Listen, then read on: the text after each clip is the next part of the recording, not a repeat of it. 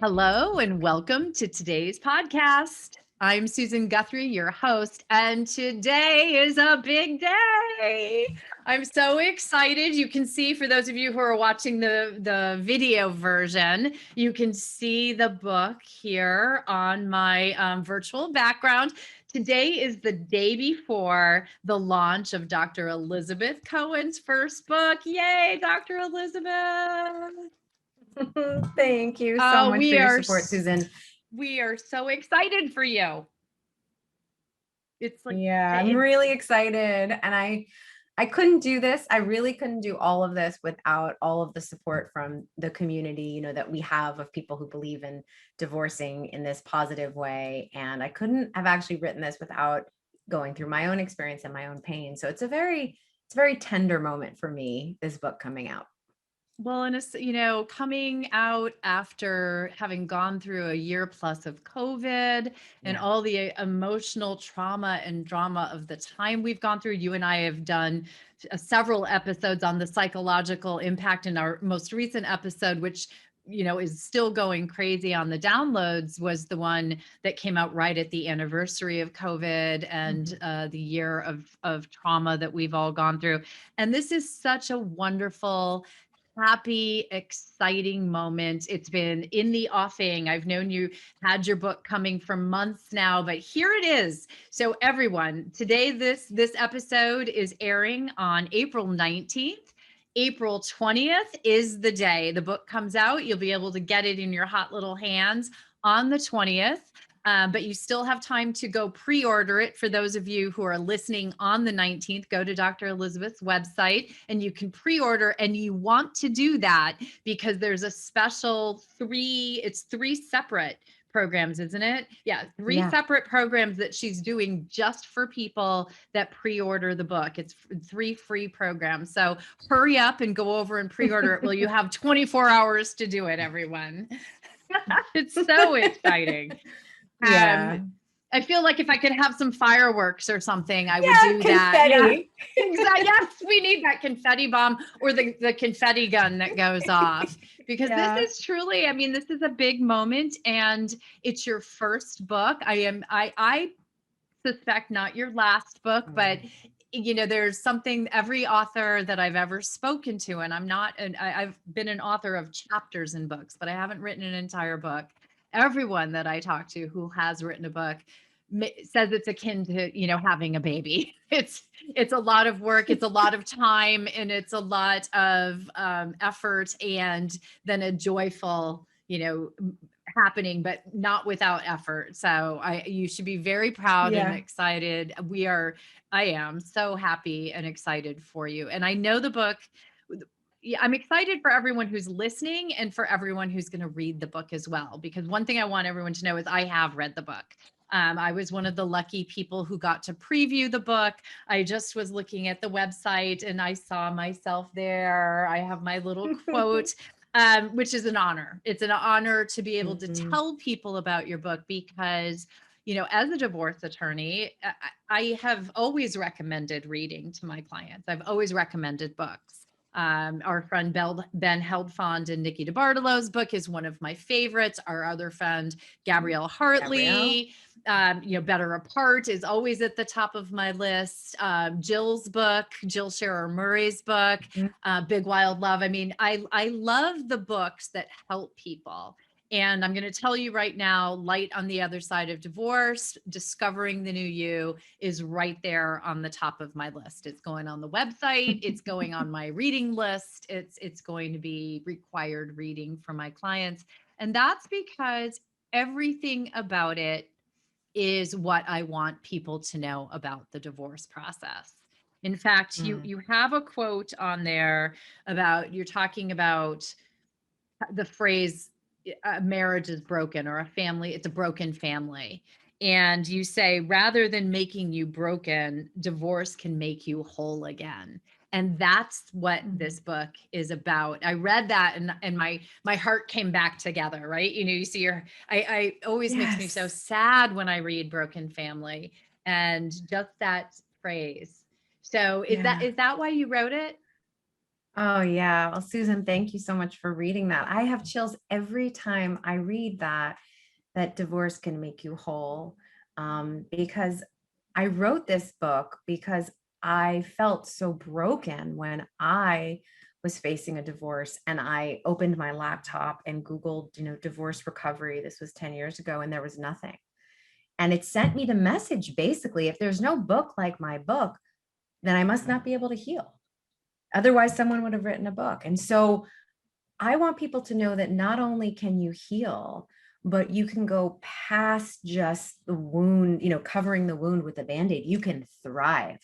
You can see divorce as an opportunity to grow and really be, in some ways, grateful that it happened. We've talked about this. We talked about this on my podcast.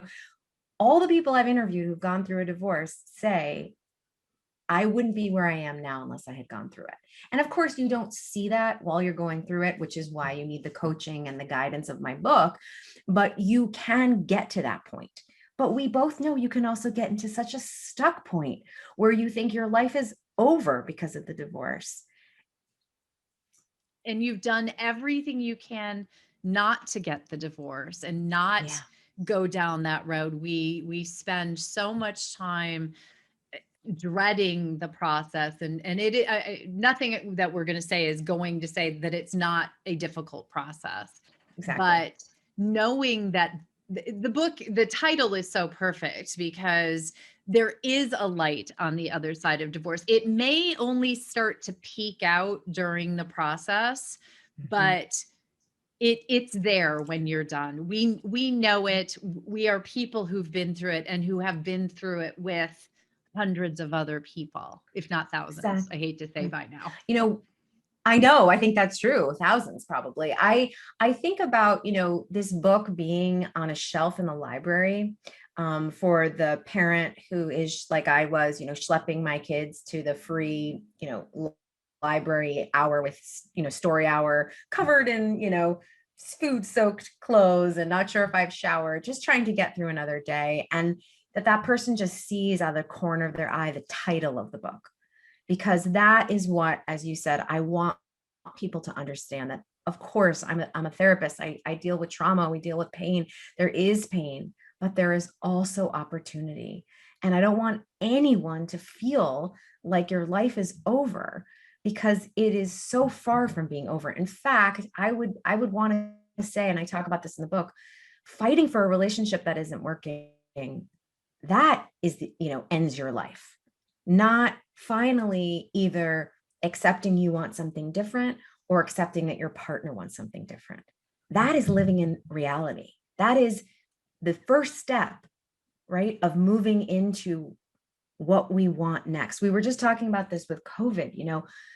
While there has been so much grief and so much pain and so much suffering, my favorite phrase, the golden and, there has also been an opportunity for people to get really straight on what matters to them. It's like we can't pretend. It's kind of like a divorce. Like we can't pretend that we're getting along and this marriage is going well. Like we have to either accept it and move forward or deny it and stay stuck, right? And Right. so a lot of us with COVID are thinking, "Oh wow, that wasn't working. What was working for me before, and I have this choice. Do I step into this situation a little scared, but know that things have to be different, or do I keep doing what I used to do?" And that's a challenging moment for people. But you and I, again, the thousands of people we've worked with, are testaments to the fact that discomfort is actually the sign of, like, I like to use this word, like a juicy new experience. Something juicy and exciting and wonderful is coming.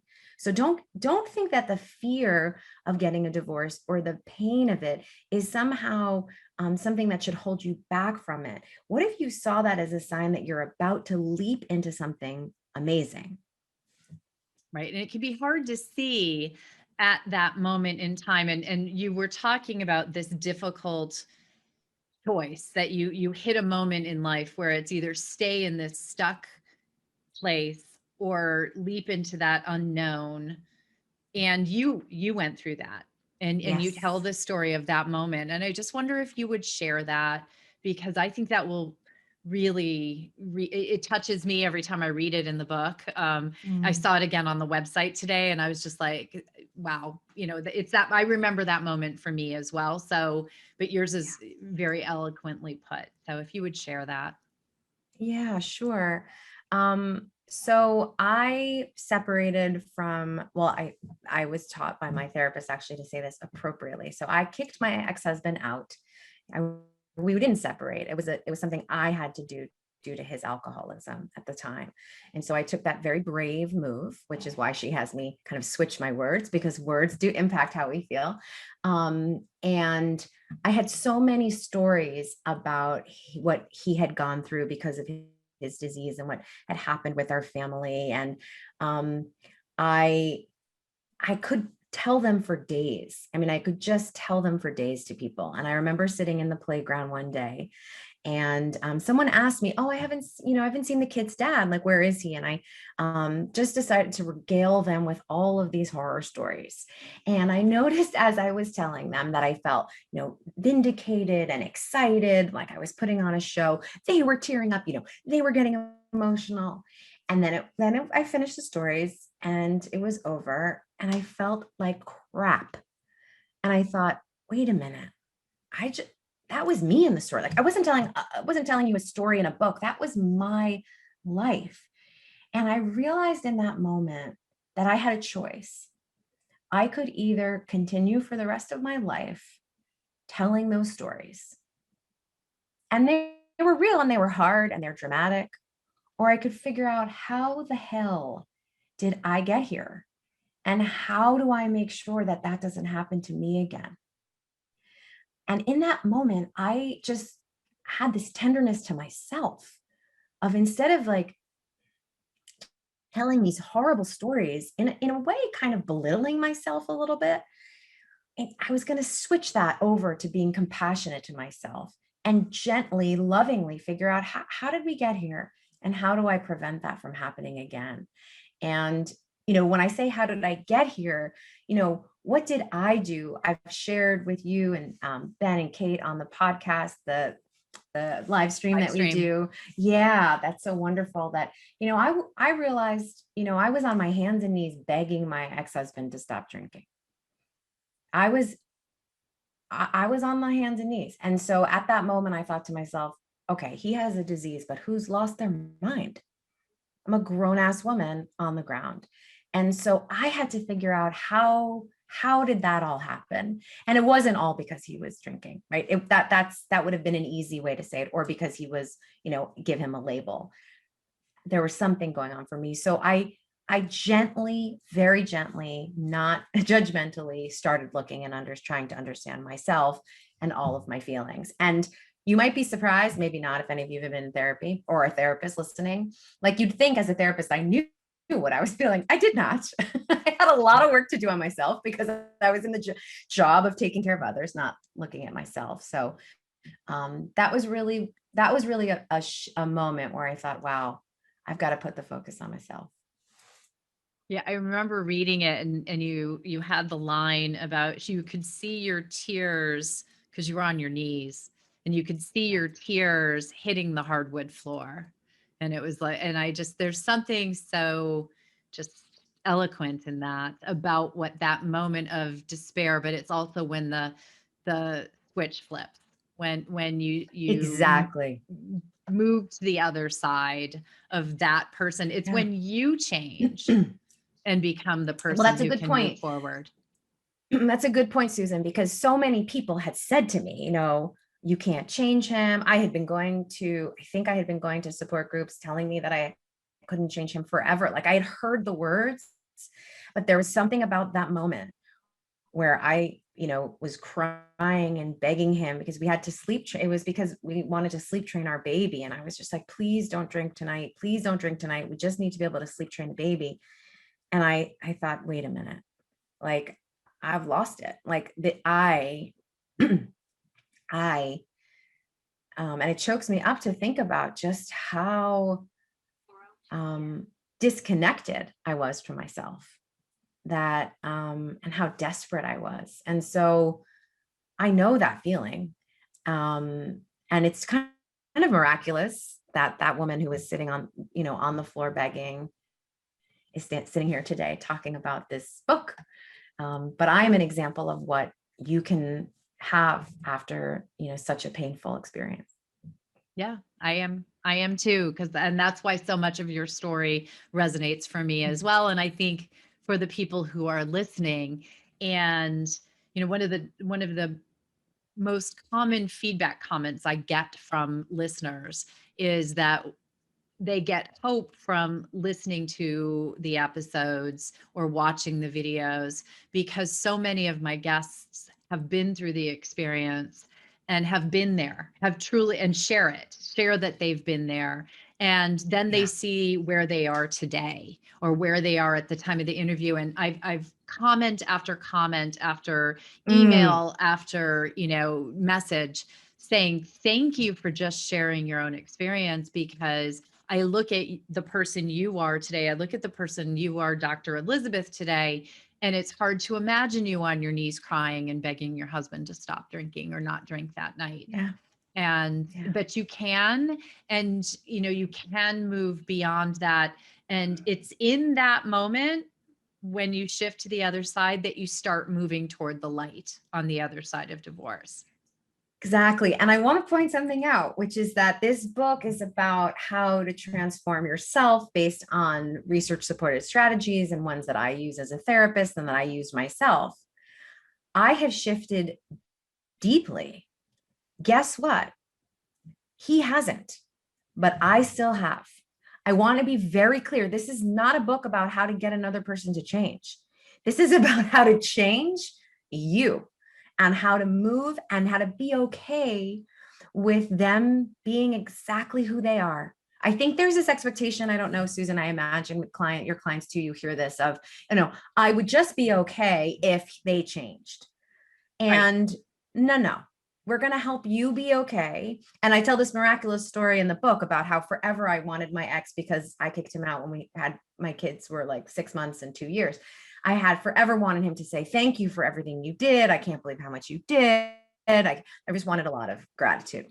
Never, never, never, never, never. Kind of like standing like, when is this going to happen? When is this going to happen? And I did some work, which I talk about in the book. And I released a lot of the expectation, because there's a great saying that expectations lead to resentment. So I released those. And about a month later, out of nowhere, he says to me, after he, I can't believe what you did. Like, I remember it was so flippant. And I thought, oh, here, of course. Right. And so once I did my work, that beautiful thing came. But this is all about you. And you, the listener, I want you to know that you are brave enough to go through this. You are brave enough for this to be a transformatively positive experience for you. Because pain, and I talk about this in the book also, and anger, that's not a sign that you're not going to get through it. That's a sign that you're going through it. You're Yeah. doing it. The Yep. feelings are a sign that you're getting through. Yeah. And that's such an important part. And the fact that it's really the work on yourself, because I know for me, when I look back at the person that I was in my first marriage, I don't like her. Yeah. She's not someone I really would want to be friends with. Mm-hmm. She's not someone I look back on and I'm proud to have been her. But, Mm-hmm. and you used this phrase earlier, and I think it's an important one, and it's when things changed for me, was when I was able to have compassion for her, when I was Mm. able to forgive her for being who she was and having her faults, Mm. and embrace that that's, part of my history. That's part of who I am. And I was able to grow and change from that person. And I would never have done that in that relationship, because that relationship was a lot of what Yes. made me that person. Yes. And it's when Yes. you can, Absolutely. yeah. I mean, it's when you're able to make that, when you can do that work on yourself. I know you are remarried. I am remarried. We are both very happily remarried, and can't imagine being, in how you just know a relationship is just, Right. this is it. This is going to last, Right. right? And Yeah. we've both said, both of us have had the similar experience where we both have said, I would never have been attracted to my amazing husband now if I hadn't gone through this and done the work. The things that are of unbelievable value to me now were not on my radar, mostly because I didn't value myself. Mm-hmm. I Yeah. valued myself as much as my previous relationship gave me. I mean, that's the truth. I would like to tell you that I, felt like I deserved better and he just kind of, screwed me over. The truth is, I didn't think I deserved better. So I really got what I thought I deserved. And so that's what I want people to know, that there's so much room to grow and heal and process so that you can have this, great, if you choose, a great deep love with another person, and more importantly, with yourself, finally. Because most people listening here, this is my experience, have spent so long trying to keep the relationship going. Divorce doesn't happen overnight.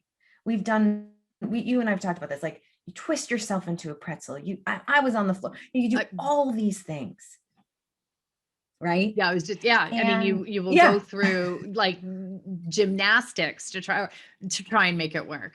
right. And so you need to heal from that also. That's the other piece, is what you've been sacrificing, what behaviors you've been engaging in to keep something going. Again, beautiful survival mechanism behaviors, but you don't need them anymore. And sometimes we don't know we don't need them anymore and we're holding on to them. And so there's so much, there's so much to heal, if you're willing. And if you need some insight into wanting to be willing, that's also what's in the book. That's also the Yes. stories you share, your stories, and you share stories that are from your clients, sort of journeys through this as well. Which Yeah. I love personal experience stories. Even if they're, I use them as well in things that I write. And of course, as an attorney, I have to change the names to protect my Yeah. clients' confidentiality. And I changed some of the facts, but the underlying root of the lesson that I'm trying or the point that I'm trying to share is always, I think, just much more poignant and much more effective when you see it, because you can connect with what other people are doing or going through. And you do that Yeah. What beautifully I in the really book. love, oh, thank you. What I really love that I had the opportunity to do in this book is combine personal stories, client stories, and then do what I love best, which is to give assignments. I have a lot of journal exercises. I have a lot of actual, like, what to do. For example, a lot of people say, well, you got to, we were talking about compassionate or have better self-care. Like, what does that even look like? Right. And so I'm a cognitive behavioral therapist. So I'm all about, like, why don't you try this? Here are some forms, fill these out. And so I think it's important for people to know that this book is reflective and active. It's both. Right. You're not just going to Right. sit down in a corner with your cup of tea, although part of the book can be that way, but there is actual Yeah. work to be done. And I'll call it that, work. But the other thing that's fantastic about it is you just said you're a cognitive behavioral therapist. So there is CBT in the book, but you also bring in other modalities, therapeutic modalities, and we all learn in different ways. We all different things resonate with us, and so there's so many different options in your book that there's exercises and things that might work better for you. You have options and things that you can try, and I think there's a great deal to be learned from that. Thank you. And I also have a whole section in the beginning. If you're listening to us and you're thinking, nah, this is not for me. Like, my divorce is so, high conflict is a label people give, or I'm divorcing a narcissist, whatever these Narcissist. labels are, right? Like, this book won't work for that, right? So I have a whole section in the beginning about what I call the yeah, yeah, yeah voice that I want you to look out for. That's a voice that we have of, oh no, this isn't going to work for me, or my situation's too bad. That's a way, that is a cognitive error that keeps you from healing. And not to say your situation isn't bad, but what about the golden and? My situation is bad and I can heal. Don't Right. ever give up on yourself, because the minute you give up on yourself, I can tell you what it's going to look like: misery. But if you believe that something can help you move through even just a molecule of change, then you'll have the change. So I think I want people to believe in themselves enough to just pick up the book and give it a possibility. Not it doesn't have to be probable that this book is going to help, but maybe this book is going to help. That is a huge step for you, because that's a moment of believing in yourself and believing that something could be different. I have a chapter in there about believing in your ability to heal, where I do this whole visualization about imagining something different. We've talked about this. You get so stuck and think this is your life forever. And I mean, even in people who, you hear stories, long divorce, 7 years. I mean, okay, Yeah. that's long, but hopefully you live for 90. So like, it's still not that long. You're Right. going to have time after. I say it all the time, because there's something about the divorce process, because it's so consuming, because it threatens our time with our children. It threatens our finances. It threatens our version. I mean, even our version of ourselves. So many of us are, somebody said it earlier today in a clubhouse that I was doing, some people are very tied to being a wife or a Yes. husband. They see themselves in that identity, or being the caretaker, or being the breadwinner, or just being a part of a couple. And so your identity is shaken by the ending of this relationship. Yes. And so I think that there's, for people, that fear that engenders, that loss, that grief that engenders, is so all encompassing that divorce starts to feel like it's going to be forever. But it's not. Yeah. It will end. It may take a while, but it will end. And part of what and people are not going to want to hear this, but very often, part of what is slowing the divorce down is you. Yep. And And I think the things that I talk about in this book help you speed it along. Like this is why you and I love working together, because if, your experience and, as a mediator, like, and I know that the people can have a better experience with you and your process if they do some of this work, like save thousands of dollars. Like, we just know it to be true. And I know it feels better sometimes. I mean, this is why I wrote the righteous anger chapter. I know it feels better to go be angry and to try to go after somebody, because it is a natural fight response from a trauma of divorce, but it doesn't help you process your anger at all, which you need to do. And it really does prolong things, because nobody likes to be attacked. they're going to attack back. 100%, or stick their feet in the mud. I mean, like, that's, and I get it. I mean, I get it. I tell a story in the book about, like, I used to go to family court in New York, and I'd hear some of the, the door would open when the bailiff would come, and you'd hear some screaming of usually a woman at someone. And I think, oh my God, I want to do that. I want to do that. Like, that's exactly how I feel. And my lawyer would put her very lovely hand on my knee and just say, take a deep breath. I get it. Like, you want to rage, that anger is there. And it's very hard to hold it in unless you have another place, like in the exercise I talk about in the book, to process that anger. I didn't have to do that there because I had my kickboxing class, or I had my therapist, or I knew what to do with my anger instead of taking it out on my ex in court and the judge witnessing me. Yeah, and everyone else who happens to be in court that day. I took up boxing lessons and would beat the crap out of my boxing coach. So, and thank God he was a huge ex-fighter. He was an ex heavyweight fighter. So he'd just hold his hands up, and I'd punch at those little things as hard as I could. It didn't even move his hands. Right. But I was getting it out. It's really important, because our body holds that energy. And so someone just wrote me recently and said, like, one of the things they really loved about my book was that I mentioned kickboxing and punching. And they said that, I have a bag that I ordered, and that's my go-to whenever I'll have a lawyer meeting or anything like that. And And that's a great example of taking care of yourself so that you can show up in a way that you can be more successful. So without having to go into all the brain dynamics, essentially when your emotional part of your brain, your amygdala, is flooded with cortisol, you have a really difficult time using your frontal cortex, or the rational part of your brain. So if you're going into court, if you're going into mediation, if you're going into a financial planning meeting and your amygdala is too high, you're too emotional, you're going to make poor decisions. Not even that you're going to just yell and do some, but you're actually, if someone gives you a good agreement, you're not going to see it as a good agreement.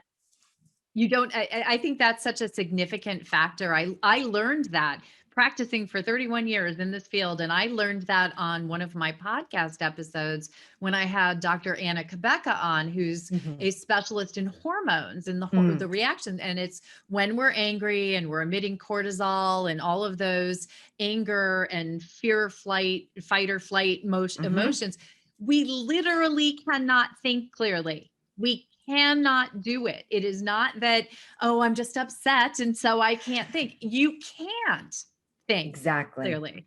Exactly. And I think, especially, I want to say, for women where there's more shame about anger, I think there's a very common experience that my clients talk about where you get angry and then you feel so embarrassed about it. So then you like agree to something because you feel so embarrassed that you don't have the rational ability to make smart decisions. So processing your feelings, understanding your feelings, kind of mapping out your recovery process of divorce, which is what this book does, is a gift to everybody. All the people who are on your advocacy team, you're certainly, if you have children, your pets, and your ex.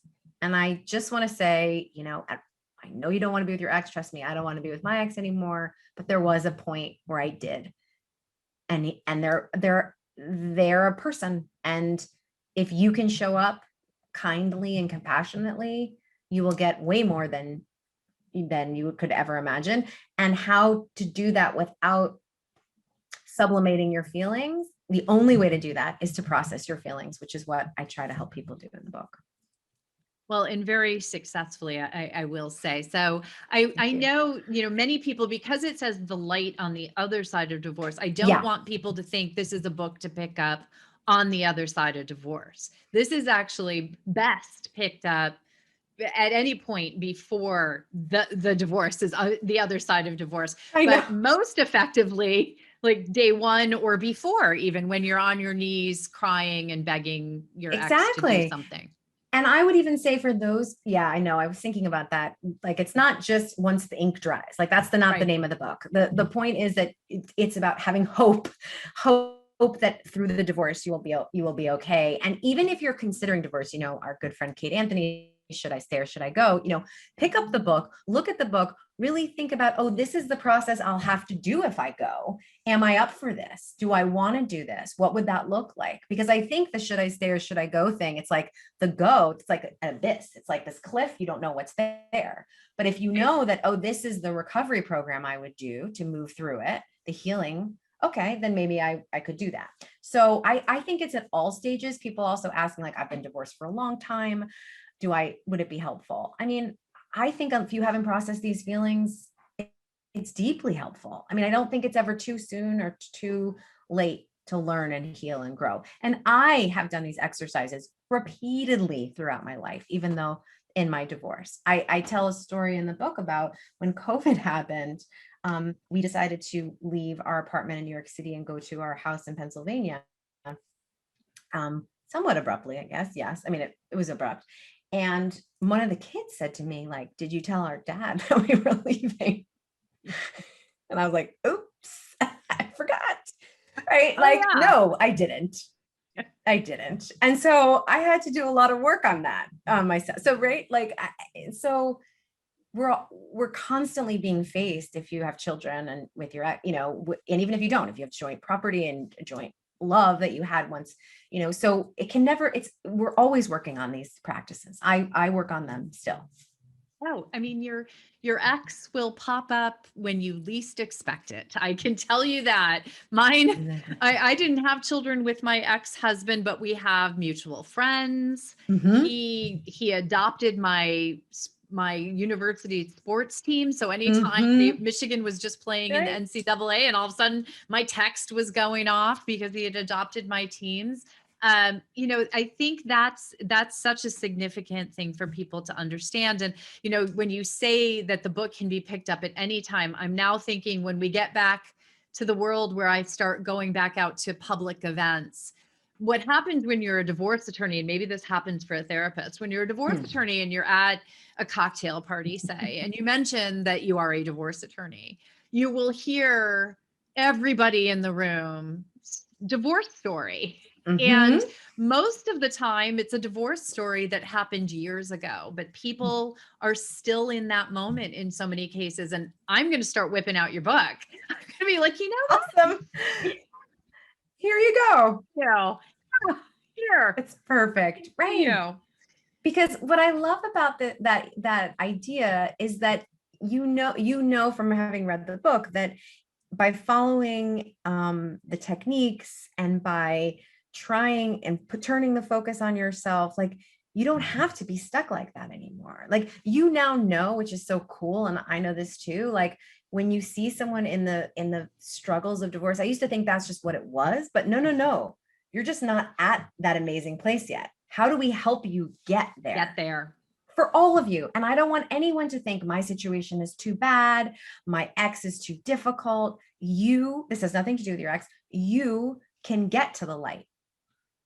You absolutely can. All you have to do truly is believe that you're good enough to try.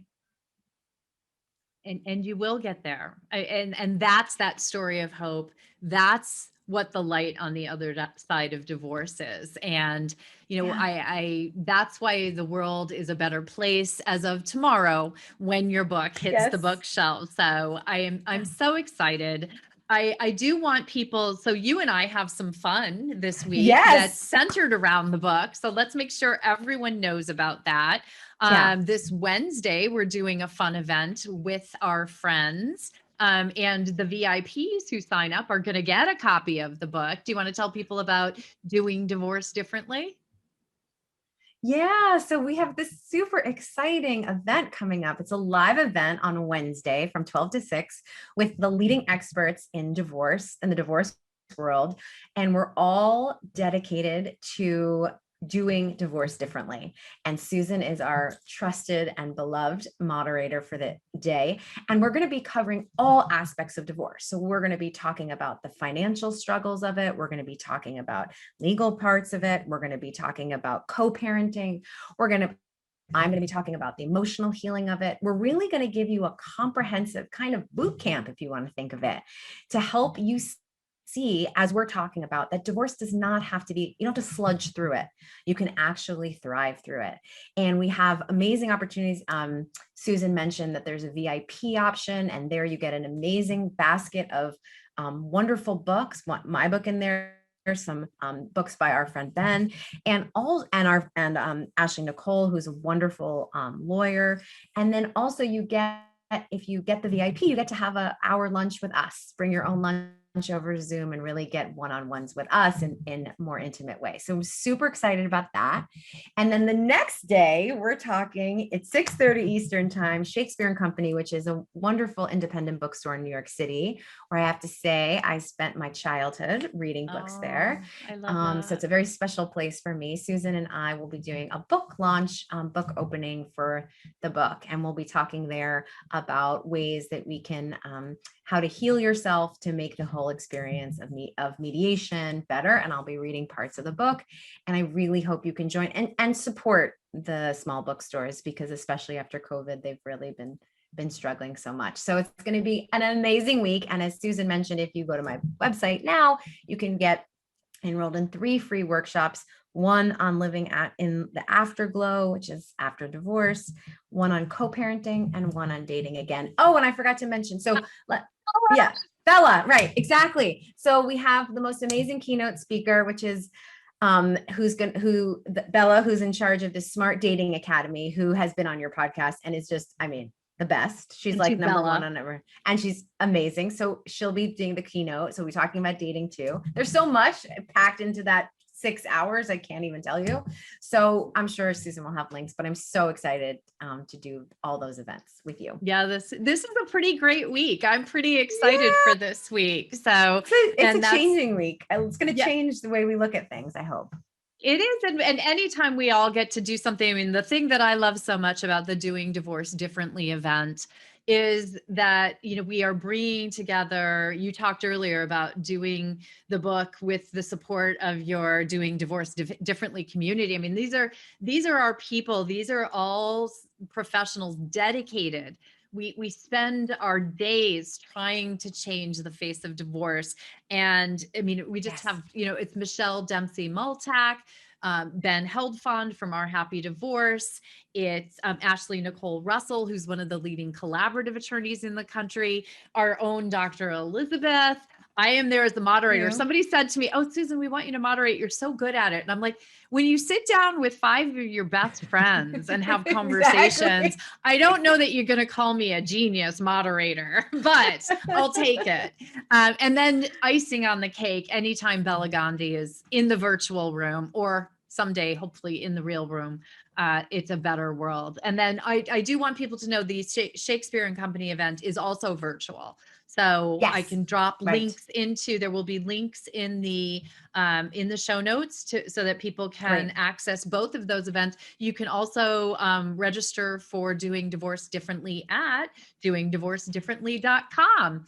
Yes. And it's just going to be a wonderful, wonderful week. Do me a favor, everyone, when you get your copy of the book, take a picture and post it on Instagram. And we're going to be reposting all of your pictures with Dr. Elizabeth's book on the Divorce and Beyond Instagram feed. So you can get yourself on the Amazing. Instagram feed and in our stories. So everybody take a picture of yourself with the light on the other side of divorce. Let us know what you think. Let us know how it helps you find the light on the other side of divorce. And number one thing you can always do for authors, go to Amazon and leave a 5-star review. It is the number one thing you can do to help authors besides buying the book. But do that. Go give Dr. Even Elizabeth a more so. 5-star. Absolutely. Thank So you. I am so happy for you, and I'm so happy for the world that the light on the other side of divorce is here for everyone. Thank you so much, Dr. Elizabeth.